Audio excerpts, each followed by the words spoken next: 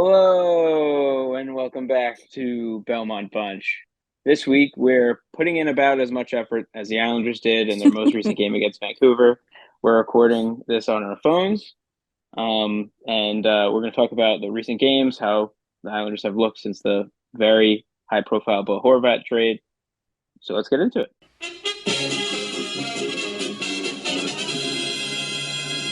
Well, James, yes, this is what the Islanders' third period looked like.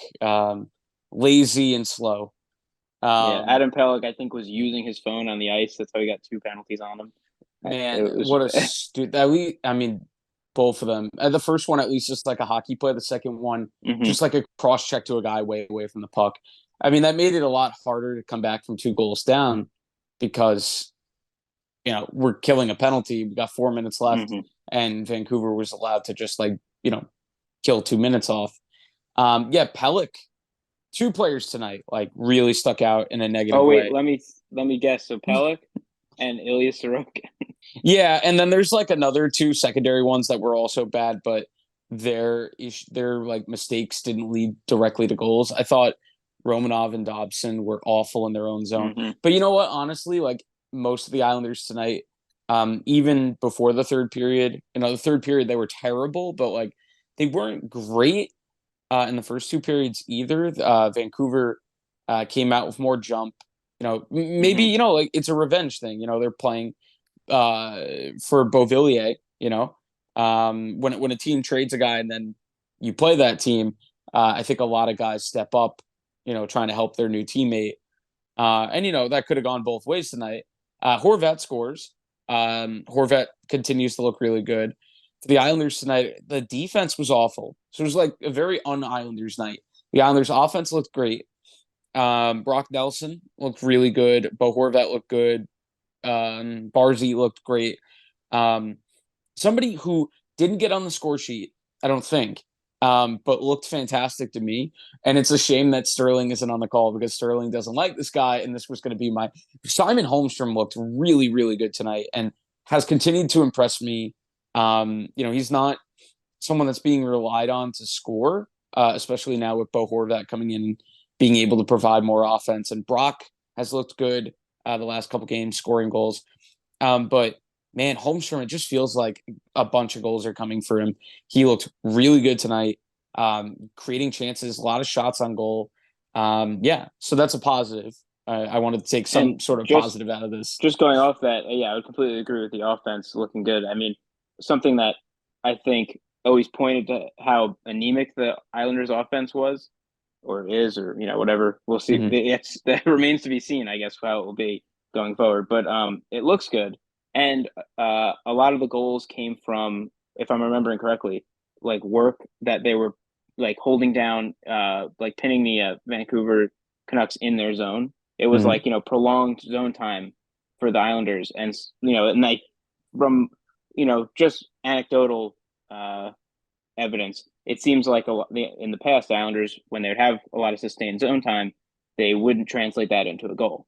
Mm-hmm. They would tire them out, but then all of a sudden, they'd get a clear whether it's on a power player or not. But so Mm-hmm. this, it seemed like at least I'm remembering probably at least two goals that seemed like they came from sustained zone time.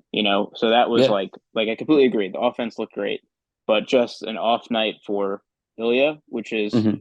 hopefully not too Very rare, concerning. Yeah, extremely rare. extremely rare. And what's most frustrating probably about this loss is how often do the Islanders score? How often does any team score 5 goals and lose? Not very Hmm. often. For the Islanders, especially, I think it's a gut punch because yeah, I know Pittsburgh has 5 games in hand on us now, and we're tied with them, so that's not great. Hmm. Um, Despite the games in hand, I think it would have been a nice um, mental boost for the Islanders if they had won tonight. Would have jumped to the top wild card. Obviously Pittsburgh would have been ahead on points per game, um, and Washington too. But it would have been a fifth straight Islander win. Um, it's a team they should beat. They have Hmm. Montreal this weekend in Montreal, which on paper should be a win, but I think historically we're not very good against Montreal, especially in Montreal. So, you know, We got some big games coming up next week. I think we have Boston coming up in Pittsburgh. Pittsburgh head to head, you have to win, Mm-hmm. and it can't go to overtime. It's a Just very like that very Capitals game that we totally didn't win, but at yeah least it went to overtime. yeah. It's tough. Like you know the they're up against it. They've played a lot more games than the teams they're competing with, and they have to be nearly perfect the rest of the year. And it's difficult because like I you know games like this, how often is Ilya Sorokin going to literally cost you the game? Almost like never, almost never. So I and the Islanders have looked good recently. We're going to talk about it, but like they beat up on the Kraken real bad. They didn't look great against Philly, but they found a way to win. And like, Mm-hmm. a win is a win, and they need to do that. But it felt like they were starting to turn a corner, and I was a little bit. I mean, I was really excited. I was trying to be positive. I was trying to enjoy it, and I still am. It's just tonight it's tougher because it's just an awful loss. The Islanders were up 4-2 in the second period. And like the only thing I have to fall back on is I was playing against Ilya Sorokin in fantasy, and like that worked out real well. But yeah, he was terrible, and the game winning goal. Well, what the fifth goal, the fifth Vancouver goal, just terrible, just probably the worst goal I've seen Sorokin give up this year. Um, just got beat. Not a great shooting angle for the shooter, and just got beat like really badly. So not great. Adam Pellick's penalties were not great. The Islanders did not take care of the puck at all tonight. Yeah, I mean Vancouver, despite being really bad in the standings, I think are like 10th or 11th in scoring, and the Islanders played right into their hands tonight. And Vancouver like didn't play well defensively either. It was, I mean, both teams played very similarly. One goalie played worse, and the Islanders were also worse in their own zone. I think the Islanders also offensively probably benefited from Colin Delia being in net for Vancouver, who's not very good. Um, so yeah, really, really, really tough loss. And now you have to make up for it. Like, I think of it, we have like 30 games left, and the Islanders have to win like 20 to get in. And every time you lose to a bad team, you then now have to beat a really good team. So now, I mean, first up, you play another bad team in Montreal, and it's a day game, and it's on the weekend, and it's in Montreal. It's a trap game. Or it would be if they had won tonight. Now I think maybe if there's anything good that comes out of tonight is the Isles really, they must come out really focused for that Montreal game because they were really poor tonight to start the game too. Vancouver was all over them to start the game. And the Islanders were lucky to take the lead first. And yeah, they just didn't see it out. Like really, really, really disappointing third period. I completely agree with, yeah, third period was hard to watch. Yeah. I mean, Also took a because I lot of think Vancouver icings. scored 3 goals, right? Because they scored one late in the Yeah. second, Yeah. an extra It one late in was the second. Yeah. yeah, I think it was 4-3 going into the third. But also last thing I wanted to point out, before I lend it back over to you. You could tell they stopped skating because they just kept icing the puck in the beginning of the period and throughout the period. So they stopped skating, they started taking penalties and icing the puck. They got stuck out there too often. Yeah. So Yeah, what I do you don't got, know. James? Well, I was gonna say a dead horse of or talking point. It just seemed like a completely different team. The Islanders, like they were all Mhm. all The offense, no vibes were defense. immaculate. The vibe, no, they were vibes were messed up, man. Oh no, They I were meant not. I meant like they were immaculate until tonight. Oh, yes. Well, Yeah. I don't even like. Yeah, they've been winning until tonight. They won 4 games in a row, but the I don't know. I guess maybe it's just harder since I'm a newer fan, like more close to watching Islanders over the last couple of years.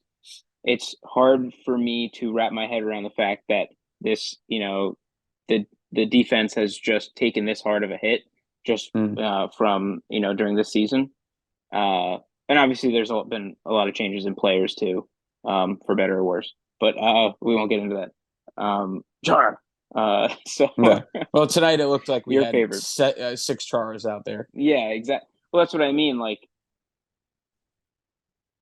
I think you, on paper, have a much better defense than we did last year, but yet we're Yeah, yeah. playing, just not playing as much defense. It what makes me nervous is, I talked about, I think, in the last podcast, that we're giving up a ton of chances and Ilya is just bailing us out. Right. And Yeah. I think we saw what it looks like if Ilya wasn't as good as he usually is. You yeah, know, I mean, that's what this Vancouver game showed us. that's not great. Like, I mean, yeah, that's not great at all. He was really bad tonight, and it's so. I mean, I think it stands out so much because of how rare it is for Ilya to be this bad. Right. Yeah, absolutely. Um, so look, I know it's inopportune, the timing, because it's a team you have to beat, and we need to win a lot of games. Um, but you know, hopefully this just locks him in more when he plays the really good teams that we really desperately have to beat. Now, we have a lot of games left against the Capitals and Penguins head to head, and the Islanders really they need to ace that. They need to pretty much go like 4-0 with no overtime points. Um, so they're in a better spot than they were last year, where they were way off the whole time, and they never Hmm. really got close, even though they were the ninth seed. Um, there's not going to be as big a gulf from 8 to 9 seed this year, but Hmm.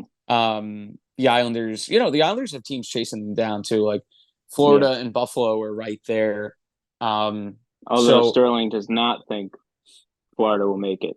mm, yeah, He thinks but they kind when of you're just when you're that fallen off. close, like when you're that close, you're in Right. it. You got a chance. Like, I mean, it's tough now for the Islanders because the Islanders are, in that area of teams like vying for the wild card. But man, we've played so many more games than the rest, I know. almost all of them. It's like it's crazy to think that a team could have 5 games in hand, in Pittsburgh or Hmm. whatever, and Yeah, that like because it's just it's just very odd to think that you've played almost 2 weeks more games than them. You know what I mean? it's a lot of games. Like I'm curious. I haven't looked too much at the schedule, um, like too far ahead of like the next week or so, but um, yeah, that's it's very strange. And then, But well, what else is mm, interesting, and this is something Butch said on the broadcast, was that like he's such a homer. He was like, "Well, they have more games in hand, but that means they have to play more games in less time, so they're going to be tired." You know, yeah, I mean, which he's is not streaky wrong. back, It's just like, but it's what are just like that's the really odds of a hoping team? for. Yeah, the odds of a team going 0-5 are really low, and the if we blow games like we did tonight, then we're literally going to need those teams to like lose every game. And Right, again, exactly. we're gonna unfortunately start to talk about like the situation of last year. Remember when like the Islanders would like just barely give you some hope for last year? Hmm. Um, like it's a lot different because this year they're like, it's a mere, you know, point or two out, even though there's plenty of games in hand. So it's hard to tell where we actually stand without the Penguins and Caps having played those games. Last year, like we were just like, if we got within 10 points, we were excited. Yeah, So yeah. it's a big difference from this year to last year, and that's more to do with the parity being better. Teams like Buffalo, like just not some teams in the East that aren't terrible. I mean, there still are some really bad teams in the East, and like Johnny Gaudreau went to the team that is currently the worst team in the NHL. And do I get some gratification out of that? You bet. And Bo Horvat looks like a great fit, by the way. I think Barzy is already showing a lot of That's actually confidence, a lot of well. I was chemistry with just him. Yeah, I was gonna say a lot more. I was gonna say like spark. There's been a spark, and that's like Yeah. the hope. Like you'd hope the trade, right? Like a huge trade like that would do it. Mm-hmm. And in not so much in the Vancouver game, but the previous games this week, like I absolutely saw it. Like like all the players seemed like they were hustling and Mm-hmm. like really were hungry for those wins. I mean, it's also um we've had Kyle Palmieri back from injury, Mm-hmm. Pellick back from injury. So it's like I'm pretty sure, other than Wallstrom, we're pretty much at full strength. The Islanders are pretty much Yeah. right. Yeah. And thank you for bringing up Palmieri because man, he's looked really good the last couple games. Hmm. His Hmm. shot has been fantastic. He's been moving. They need that desperately. If they Hmm. are gonna like stay in the picture, they need Palmieri to be awesome. And Horvat's already been awesome. In like he picked up 2 points tonight. He got an assist on the Dobson goal at the end of the game there.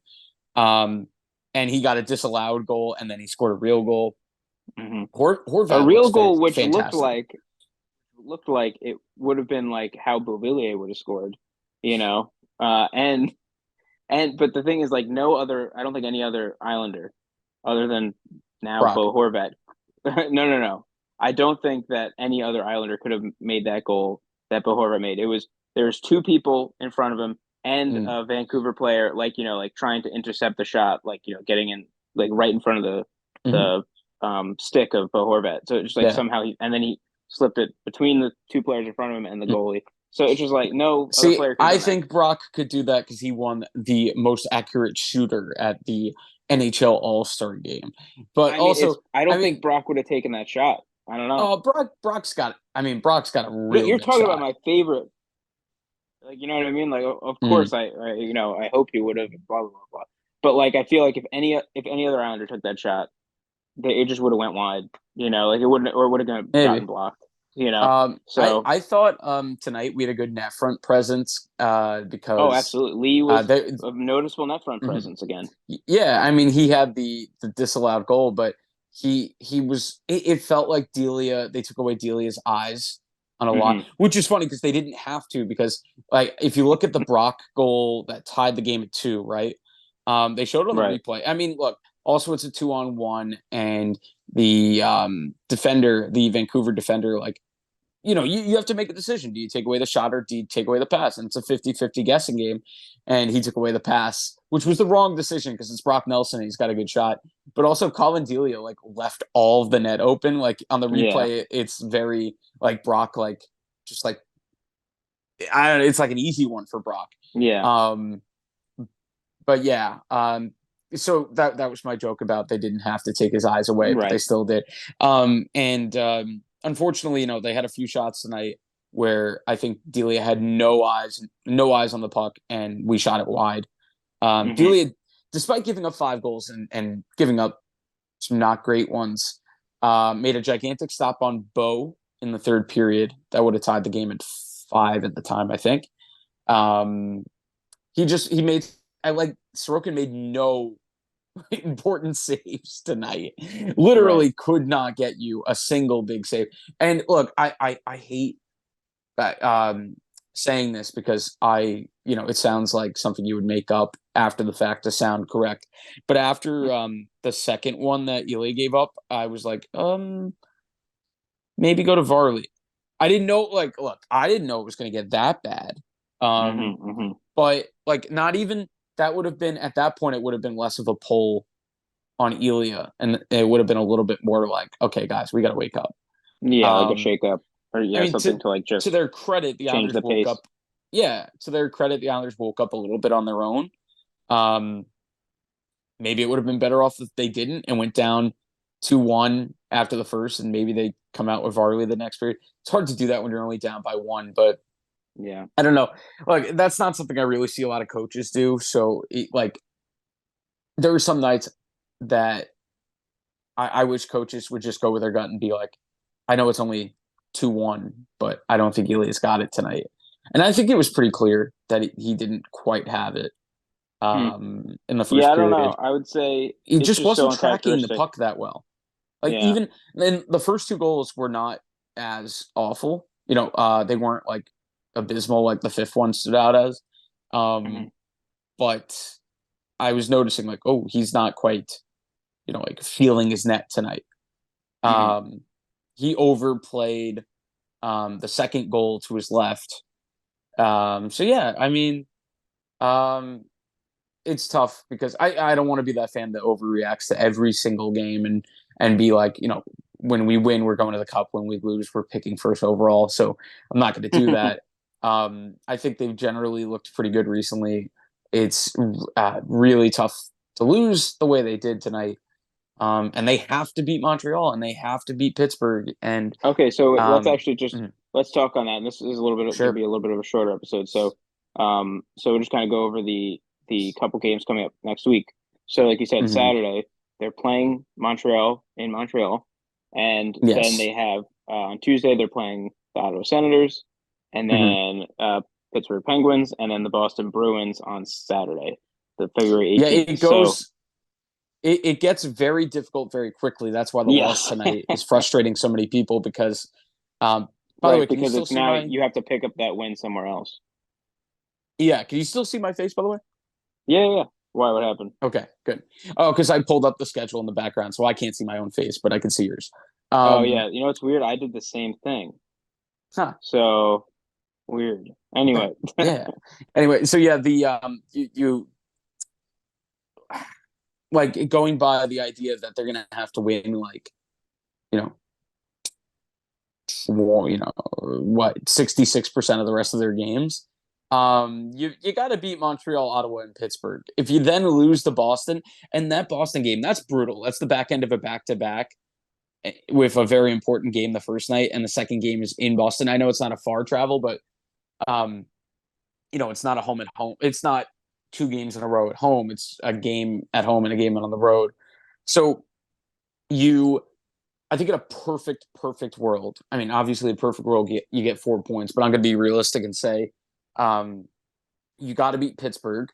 And then if you get a point against Boston, that's great.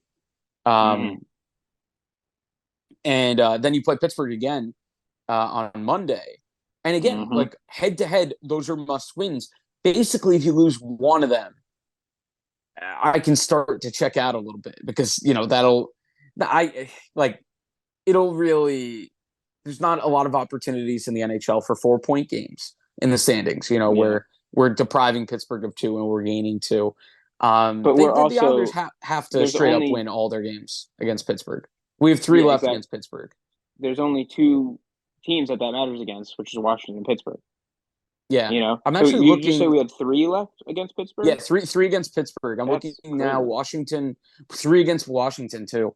So Holy the crap! frustrating thing, All of the important games are yeah, left till now. yeah. I mean, they have.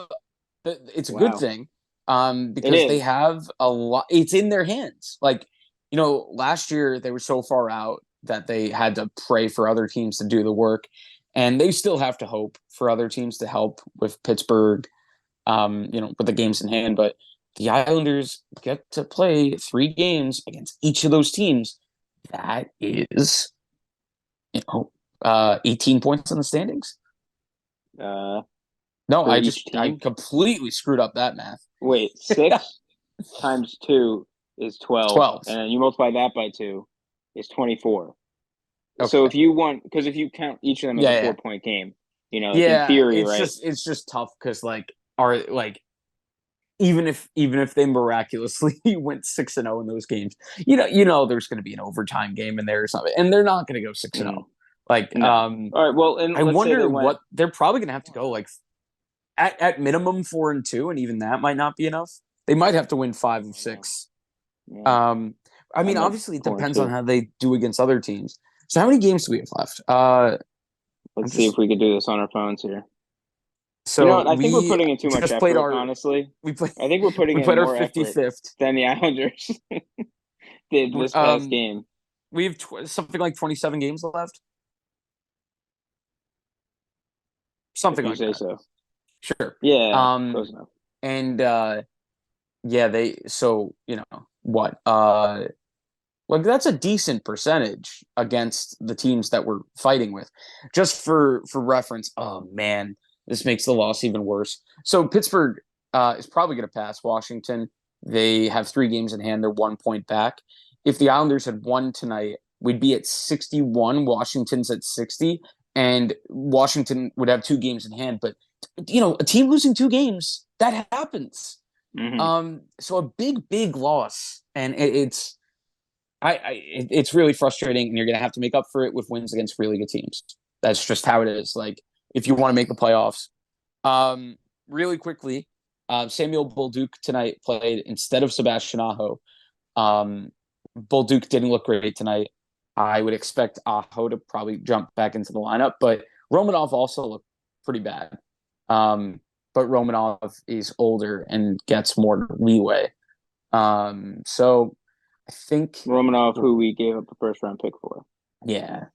Okay. That I still don't love it. Oh, okay. All right. Can we talk about last thing? What we Mhm. probably shouldn't talk about, but because I actually didn't look into the details, but the Rangers made a Mhm. trade today to Yes. overshadow our Islander Yeah. trade, so that's a little hurtful. Well, And so the they yeah. So mhm. just elaborate on that, So and then it'll be our what we close trade on.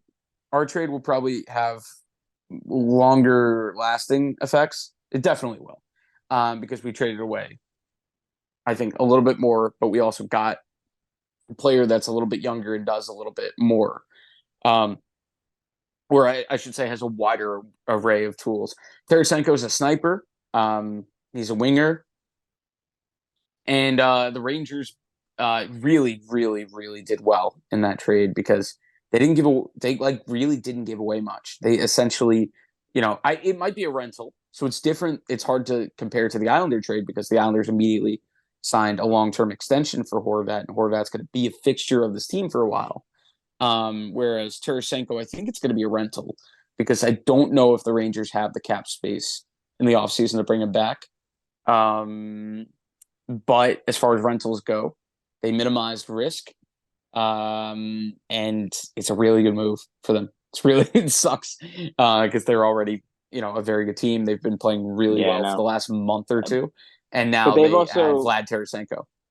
yeah, but it's I mean I just when I remember looking into that trade, I mean they had made a couple of moves to like just build up on picks, the Rangers, and so it's like they had a lot of leverage, I think, to make these trades and stuff, Maybe. and And that's they, something we're like the kind of like. Islanders also, I don't know what the Islanders prospect pool is not perceived to be as good. Mm, So the Rangers, I think also,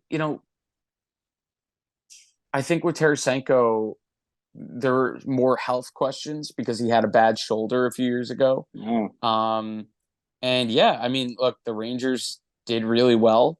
I'm a little surprised nobody offered. I'm surprised the return was so poor for a guy who's scored like between 40 and 50 goals. Um, I don't know if he's that guy anymore. He is 31 or 32. And like I said, it's probably a rental. I don't know if they have the cap to keep him. And even if they did, I don't know if you want to sign a 32-year-old with a possibly bad shoulder long term. So this is the Rangers taking a real shot at this year.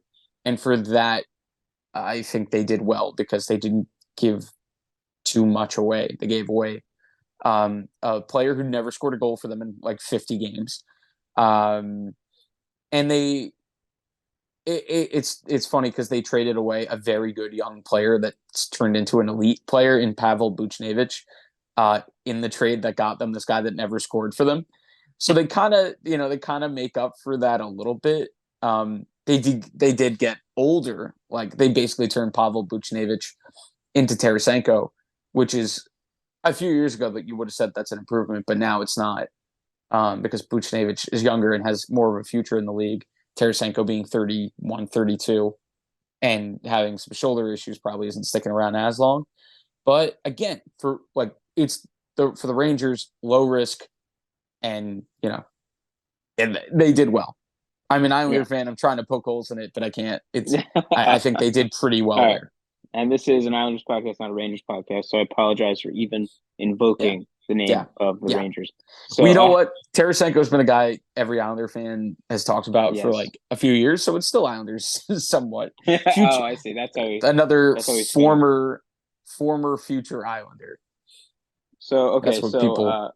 I think what another former future round. So what we'll do to close it out, if you don't mind, is so last week we discussed kind of like the over under what we thought was going to be the likelihood of the Islanders making the playoffs. So has that changed for you? I think you said I like a was one in below three 20. or something. You're well, okay below. I Yeah, was like, I was the I think I was like lowest. 30-40%, something like that. I So said something in the realm of what Dom Luszczyszyn from from I'm just gonna say from Twitter from the Athletic, and he had them at 19. And I said something in that range. I don't think I gave an exact number, but we'll say 20 is what I had last week. That's gone up like not insignificantly for me. Probably between 25 and 30 now, just because, Okay. um, if they had won tonight, I probably would have jumped a little bit more even. 100%. We're getting the cup. But yeah, they're more in it than I think I gave them credit for. Because look, I even when a team's looking as bad as they are, you just like look at future games and you're like loss, loss, loss. But like you forget that you know a team gets on one run and they're back in it. Like a team gets on one run and all of a sudden, the playoff odds jump. So yeah, I'll say I still think they are up against it. Like they're not favored, obviously, with games played. But yeah, I mean, you know what? When we talk after those two Pittsburgh games, that's going to affect. It's either going to be Yes. 0 or it's going to be 50. So let's see here. So the two Pittsburgh games, Friday and Monday, Mm-hmm. coming up. So Yeah, so maybe that we'll have will to do an be, early podcast next week after, like, yeah, sooner after the Pittsburgh game. that would be, yeah, because then there's no other like divisional games. Yeah. Or sorry, 2 weeks from now, For because that would be like the Pittsburgh game is next yeah, that would Friday. be It's true. a week. Whatever, Yeah. we'll figure it out. So The let fans, me if tell you, anything, fans, the we're looking fans ahead know our already. schedule. Yeah, our next episode is a look ahead episode. Don't watch it. It won't be interesting. The interesting episode will be, well, actually, that's not true because if the Islanders lose to Montreal and Ottawa, and yeah, then Yeah, then it's. it'll be a screaming match, and we'll be at 0% odds. But if they're winning up until then, I mean that'll be just Yeah, more if they win, fuel for the fire. it'll So set up a real fun chat with whoever we get on for post Pittsburgh games. yes, let's try and get our good friend Matthew Barzell on the podcast for those Oh, I games. was going to say Thomas Yeah. Hickey, you're aiming higher. Yeah. No, Matt Barzell loves being on the podcast. Who else? Nelson, all Yeah, I feel star. like with Nelson, it'd be a lot of like, Yeah, just got to get the pucks in deep. Yeah, just got to get to our I game. feel like And, Nelson would be so on the verge of holding it together with like I'd be like, so remember when you scored that goal? And at some point he would just like leave, just yeah, leave without a word, or he'd just be like, just walk out shut on up, us. shut up. Anyway, all right. My So brother worked the game tonight and told me he saw a few Bo jerseys, not nice. Beauvillier, Bo Horvat. Well, he might have seen Beauvillier jerseys too. I saw one on the broadcast. That guy probably So feels not so great right now. yeah, it's funny. I didn't even think because I never considered getting a Beauvillier jersey, but I mean, it wasn't out of the question. Like in terms of I was not expecting last Now year. No one follow would have your first expected. instinct there. You No, were right. nobody would have expected Beauvillier to be traded last year. So it's just like I wished if it. you bought one at the beginning of this year, like that would suck. Yeah. I mean, look, So I anyway, wanted it to happen last year. It anyway, all sucks. right. He's So such a nice guy. I feel like Bo would be a great guy to have on a yeah, that podcast. interview they did with him, before the game, that Mhm. was like super sweet. He's It a definitely makes great me. like everybody likes him. That's good on you, Bo. Good on you, Beauvillier. Just Tom's former favorite do player. it for not my team, I guess. Yeah, I mean it is pretty crazy how he got the game winner for Vancouver. I feel like that was automatic. Somebody in one of my group chats when he scored to make it 6-4 said the Islanders are about to score so that the game winning goal is Bo's, and they did. So Wow. you know what? When you've watched enough Islander hockey, you know that they're going to get one to like because they're not going to let you just leave. They're going to be like, oh no, we scored. You got to watch the last 48 seconds. It's fun. Anyway, all right. Thank you so much, Anywho, everybody, for watching our low energy podcast. We'll probably talk at some point, yeah. I got a new again in the jersey, by the future. way. I got a Is it a Buffalo jersey? it's my backup team. Oh, The Buffalo Slugs, the Buffalo Sabres. I may as well just show nice. this since I'm. That looks nice. Look at that. All right. It's you know what it is. It's about the friends we made along the way. It's not about the playoffs. No, no, it's that we discovered we were friends along the way. Oh, okay. So we're Yeah, not right yeah. I now. mean, like, no, no, no, no. We've been friends this whole time, but we just took us this long to realize it. I And mean, if you you don't know, realize you're friends, are you really friends? I mean, we've Uh, never met in real life, so it's like kind of yeah, weird that we have this whole YouTube channel and everything. But yeah. We met on a. It's the podcast version of speed dating. It's like yeah. they put hosts and co-hosts together. It's kind of like Sky High where they put the heroes and the sidekicks together. Wow, what a deep cut. I All saw right. that movie 3 times in the theaters. I was in love. That is not No, something I I shouldn't would say it. admit online I publicly. shouldn't say it in the past tense. I am in love with Mary Elizabeth Winstead. Oh, nice. Okay. Don't even know who that Yeah, I is. just want I'd that have to to be look out them up. there. Yeah, she's in All Scott right. Pilgrim. Oh, you're putting that out into the universe so that, like, Yeah, it might come this is back to my you. Beauvillier moment with Anna Kendrick. Well, we all know how that turned out for him. Yeah, that's fitting. He looked Well, really hey, bad in that next game. we don't know what went down on the DMs. That's So, ooh, that's true. mm, Okay, it's time to end this. okay, This has been going on too long. This is what happens when we just talk, keep on talking. Okay, great stuff happens.